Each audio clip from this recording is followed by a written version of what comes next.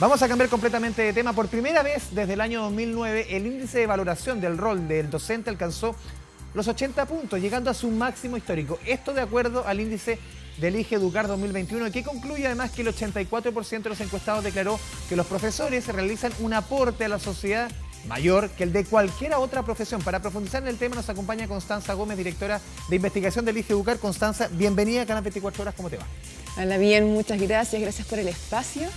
Constanza, iniciamos inmediatamente la conversación. Claro, sorprenden los números porque, claro, uno hace un cruce con el sueldo de los profesores, claro, muy valorado en el ámbito profesional, en el ámbito de la necesidad de los, quizás la pega junto con los doctores, las más importantes que hay en cualquier sociedad. Pero eso no se ve reflejado en los sueldos. Pero partamos por la valoración. ¿Por qué sucede este fenómeno, el más alto de que ustedes están midiendo? Bueno, primero, otra vez muchas gracias por el espacio. Nosotros trabajamos para que todos los niños y niñas tengan grandes docentes y en esa línea levantamos esta encuesta todos los años desde el año 2009 junto con GFK y como bien tú dices, los datos de este año nos reportaron un pic histórico en la valoración social de los profesores, lo que nos tiene muy contentos. Sabemos que los y las docentes han enfrentado situaciones difíciles, sin embargo, la sociedad está valorándolos y nos parece muy importante porque los docentes son una pieza fundamental en la calidad del sistema educativo. En esa línea, contestando tu pregunta, los factores que explican esta alta valoración son múltiples. Nosotros creemos que uno en particular es la pandemia. La pandemia tuvo efectos bien negativos en costos económicos, emocionales, sociales. Sin embargo, visibilizó el rol de los docentes.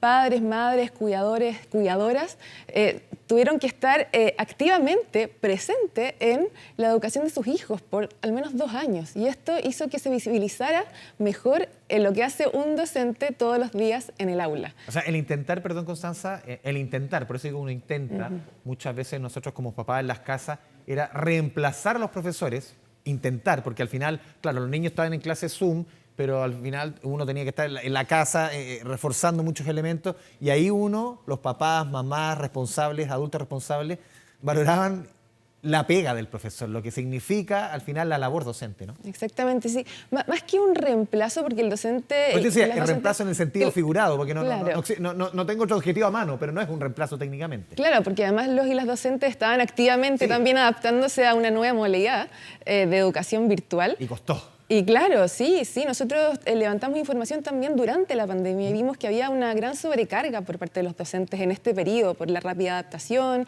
y también los estudiantes se estaban adaptando a esta nueva modalidad, entonces había una presión por ambos lados a avanzar rápidamente y lograr los aprendizajes que se necesitaban. Ustedes también dentro de este informe, Constanza, hablan de al 2025, un déficit importante de docentes, 26.000 docentes. ¿Qué está pasando que se está generando ese déficit y cómo se puede suplir eso?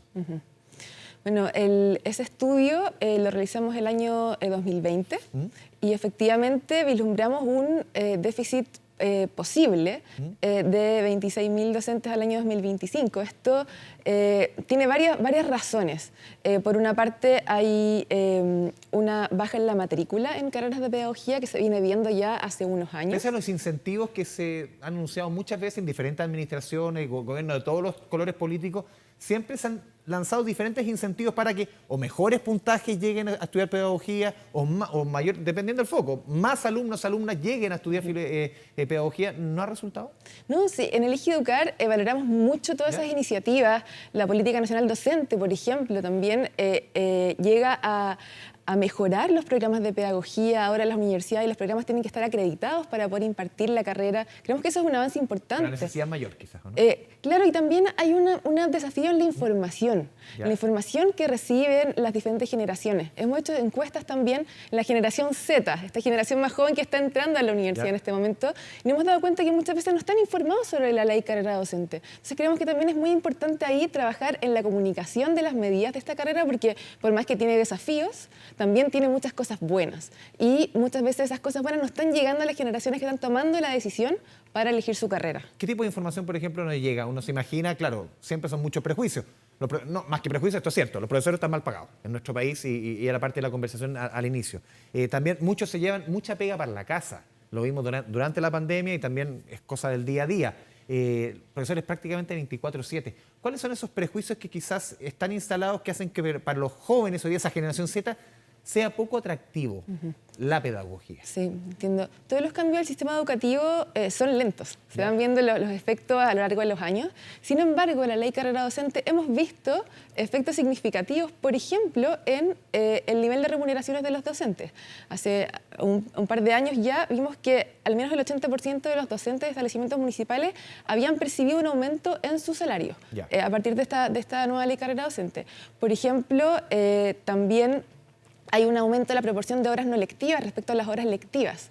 Esto también es un avance importante. Significa que, y lo hemos visto también a través de encuestas, que se ha reducido las horas extras no remuneradas trabajadas de los docentes en la casa. O sea, para explicar a la gente que está en la casa, la hora lectiva es frente a curso y la no lectiva es la preparación de esa hora frente a curso. Exactamente. Y que esa hora no lectiva se está haciendo en el colegio, se está remunerando, no se está llevando lo que decíamos al comienzo, a la casa. Exactamente. Sí, siempre ha habido una proporción de horas no lectivas donde el profesor puede evaluar. ¿Cuánto es más o menos la proporción en Chile? Lectiva, no lectiva? En este momento, 65% horas aula y 35% horas no lectivas. ¿Cuál es? ¿Ese es más o menos el ideal o debiese ser 50-50?